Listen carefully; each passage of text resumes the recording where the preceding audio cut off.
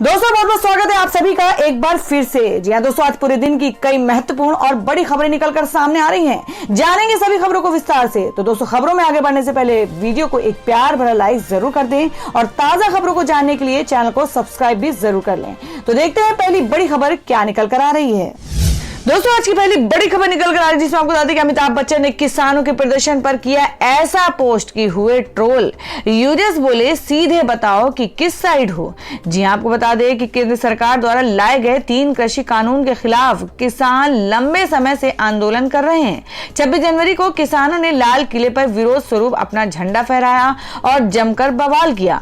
वहीं अब किसान आंदोलन को कई इंटरनेशनल हस्तियों का समर्थन मिल गया है। आपको बता दें कि रिहाना, मिया खलीफा, मीना हैरिस और ग्रेटा थनबर्ग जैसे विदेशी सेलिब्रिटीज के किसानों के समर्थन में ट्वीट करने पर तमाम बॉलीवुड हस्तियों ने मोदी सरकार के समर्थन में ट्वीट किया, जिनमें कंगना रनौत, लता मंगेशकर, सुनील शेट्टी, अक्षय कुमार, सचिन तेंदुलकर, अजय देवगन शामिल हैं।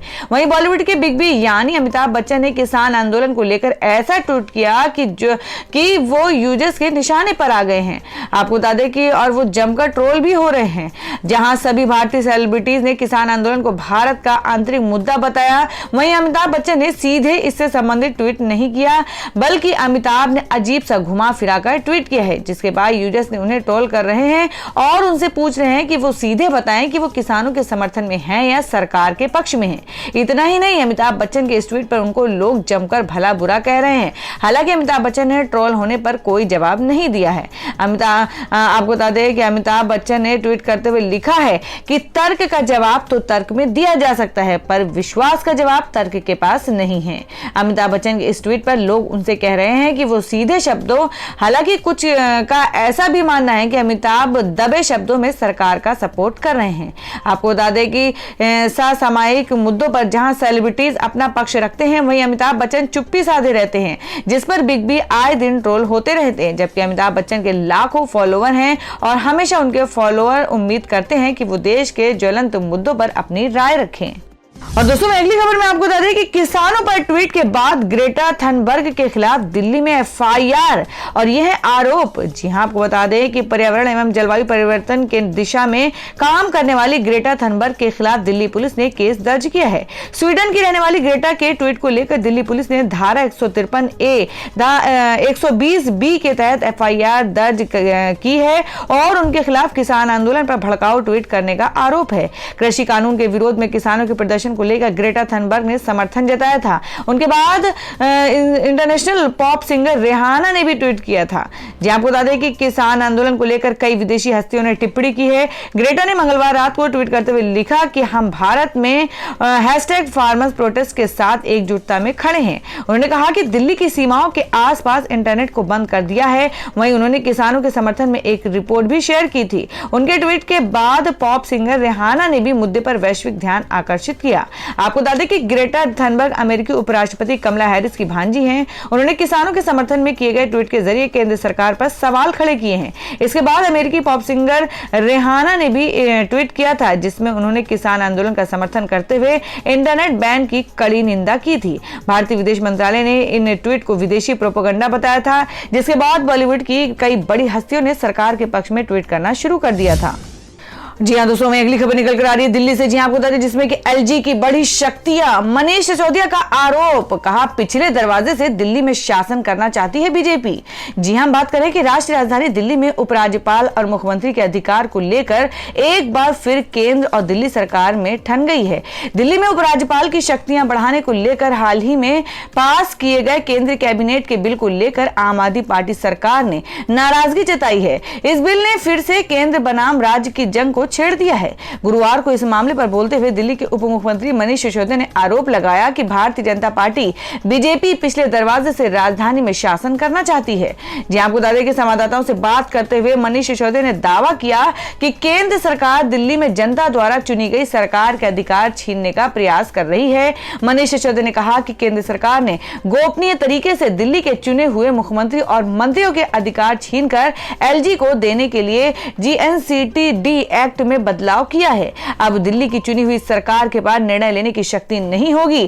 केंद्र सरकार का कदम लोकतंत्र की आत्मा और संविधान के भी खिलाफ है। सिसोदिया ने आगे कहा कि केंद्र सरकार ने गोपनीय तरीके से दिल्ली सरकार के अधिकार छीनकर एलजी को दे दिए हैं। केंद्र सरकार जीएनसीटीडी एक्ट में बदलाव कर दिल्ली की चुनी हुई सरकार के अधिकार कम किए। ये लोकतंत्र के खिलाफ है, संविधान के खिलाफ है। केंद्र सरकार ने संविधान और सुप्रीम कोर्ट की संवैधानिक पीठ के उलट जाते हुए फैसले लिया है कि दिल्ली के लोगों द्वारा चुनी गई सरकार के बावजूद एलजी के पास निर्णय लेने का अधिकार होगा। भाजपा पिछले दरवाजे से संविधान के खिलाफ जाकर दिल्ली की जनता पर शासन करना चाह रही है। और दोस्तों अगली खबर निकल कर आ रही है जिसमें कि इंटर पास अविवाहित लड़कियों को 25,000 और स्नातक पास को 50,000 की राशि नीतीश सरकार ने दी मंजूरी। जी आपको बता दें कि बिहार सरकार ने लड़कियों की पढ़ाई के लिए एक बड़ा कदम उठाया है। ये फैसला सीएम नीतीश कुमार की अध्यक्षता में राज्य मंत्रिपरिषद की बैठक में लिया गया।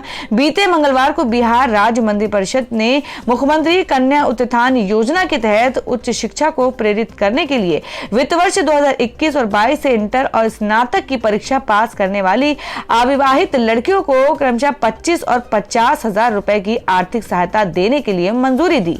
बैठक के बाद मंत्रिमंडल सचिवालय विभाग के प्रधान सचिव संजय कुमार ने बताया कि मंत्रिपरिषद ने शिक्षा विभाग के अंतर्गत सुशासन के कार्यक्रम 2020 और 25 के तहत उपयुक्त फैसला लिया गया है। तो दोस्तों खबरों में आगे बढ़ने से पहले जान लेते हैं आज के माइंड को उसके सवाल को। आज का सवाल है आपको बताना है कि केरल राज्य में बोली जाने वाली भाषा कौन सी है। इसका जवाब आपको वीडियो के नीचे कमेंट बॉक्स में देना है और सही जवाब देने वाले को रैंडमली सिलेक्ट किया जाएगा और वो जीत सकते हैं बम्पर पुरस्कार। तो बढ़ते अगली खबर की ओर। और दोस्तों में अगली खबर निकल कर आ रही जो कि पश्चिम बंगाल से है। जी आपको बता दें कि ममता बनर्जी का बड़ा हमला, कहा टीएमसी के गद्दारों के सहारे चुनाव जीतना चाहती बीजेपी। जी हम बात कर रहे हैं पश्चिम बंगाल में इसी साल विधानसभा चुनाव होने हैं। जैसे जैसे चुनाव की तारीखें नजदीक आ रही हैं, नेताओं के बीच जुबानी जंग तेज होती जा रही है। इसी क्रम में पश्चिम बंगाल की मुख्यमंत्री ममता बनर्जी ने भारतीय जनता पार्टी पर जमकर हमला बोला। उन्होंने कहा कि बीजेपी टीएमसी के कुछ गद्दारों को साथ लेकर बंगाल जीतने का फॉर्मूला इस्तेमाल कर रही है। जी आपको बता दें ममता ने आगे कहा कि जो लोग बीजेपी में जा रहे हैं उन्हें याद रखना चाहिए कि वे एक दंगाई पार्टी में जा रहे हैं। मैं बताना चाहती हूं कि ये सभी अवैध ढंग से कमाए पैसों को और खुद को सुरक्षित रखने के लिए इस तरह के कदम उठा रहे हैं। भाजपा में गए राज्य मंत्री राजीव बनर्जी का नाम लिए बगैर ममता बनर्जी ने कहा कि उनके कार्यकाल में वन विभाग में हुई वन सहायकों की नियुक्ति में धांधली हुई है। ऐसे ही भ्रष्ट नेता भाजपा में जा रहे हैं, इनकी दुकान चुनाव बाद बंद हो जाएगी। और दोस्तों में अगली खबर निकल कर आ रही है जो कि बैंक ऑफ बड़ौदा के करोड़ों खाता धारकों के लिए जरूरी खबर। आपको बता दें कि 1 मार्च से नहीं कर पाएंगे पैसों का लेन देन। जी हम बात करें कि सार्वजनिक क्षेत्र के बैंक ऑफ बड़ौदा खाता धारकों के लिए जरूरी सूचना जारी की है। बैंक के खाता धारकों के लिए आपको बता दें 1 मार्च से पहले एक जरूरी काम निपटा लेने की अपील की गई है, वरना 1 मार्च से उन्हें पैसे के लेन देन में मुश्किल होगी। दरअसल 1 मार्च से पुराने IFSC कोड काम नहीं करेंगे। ऐसे में अगर आपने अब तक अपना IFSC कोड चेंज नहीं करवाया तो बिना देर किए फौरन करवा लें। दरअसल कुछ दिनों पहले ही केंद्र सरकार ने देना बैंक और विजया बैंक का विलय बैंक ऑफ बड़ौदा में कर दिया है। इन दोनों बैंकों का विलय बैंक ऑफ बड़ौदा में होने के बाद इन दोनों बैंक के ग्राहक अब बैंक ऑफ बड़ौदा के ग्राहक बन चुके हैं। अब 1 मार्च के बाद से बैंक अपने IFSC कोड में बदलाव करने जा रहा है। ऐसे में इन दोनों बैंकों के ग्राहक को अब अपने पुराने IFSC कोड को बदलना होगा और नया IFSC कोड लेना होगा। बैंक ने देना बैंक और विजया बैंक के ग्राहकों को अब बैंक ऑफ बड़ौदा के ग्राहक बन चुके हैं, उन्हें नया IFSC कोड लेने को कहा है। ऐसा नहीं करने पर 1 मार्च 2021 के बाद से ये ग्राहक पैसों का लेन देन नहीं कर पाएंगे। आपको बता दें बैंक ऑफ बड़ौदा ने ट्वीट कर इस बात की जानकारी दी है कि जिसके मुताबिक 1 मार्च 2021 के बाद ग्राहकों के पुराने IFSC कोड काम नहीं करेंगे।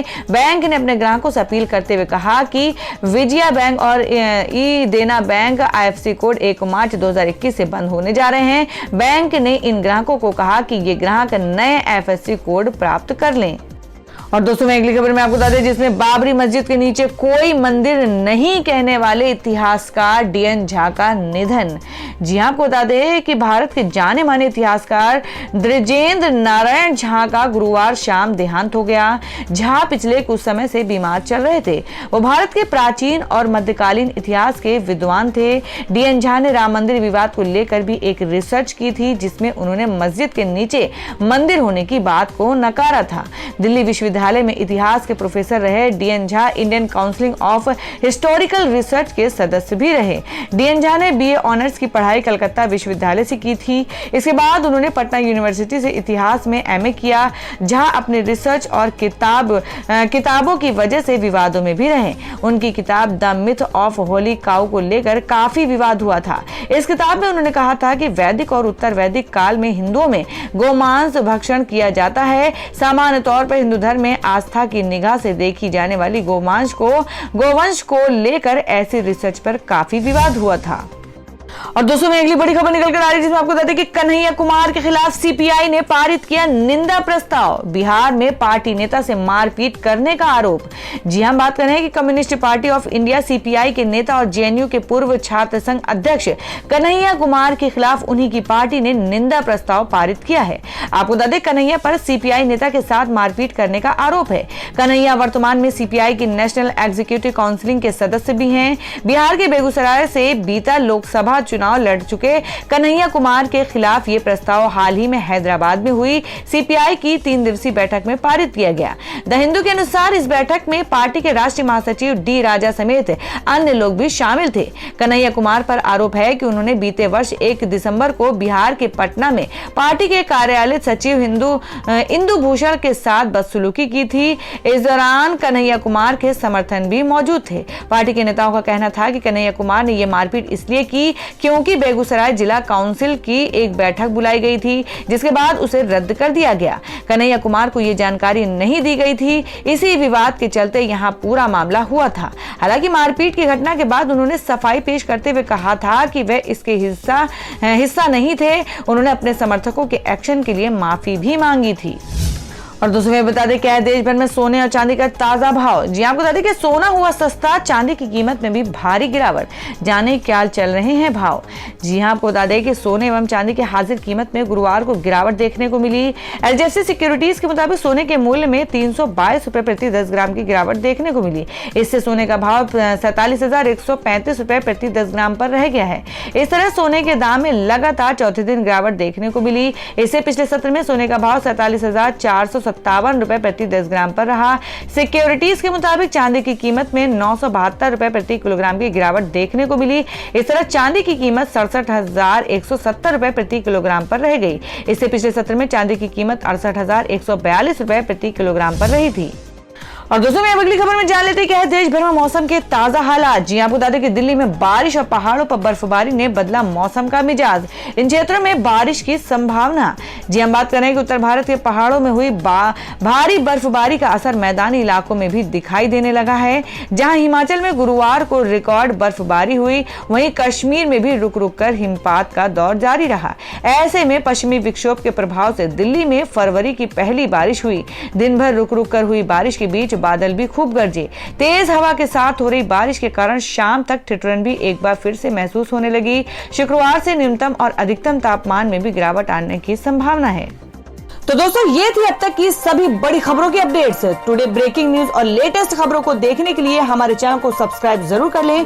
वीडियो को लाइक और शेयर भी जरूर कर दें अपने दोस्तों और रिलेटिव्स के साथ। तो दोस्तों फिर मिलेंगे काम की खबरों और सरकारी योजनाओं की एक और नई वीडियो के साथ। तब तक के लिए धन्यवाद दोस्तों।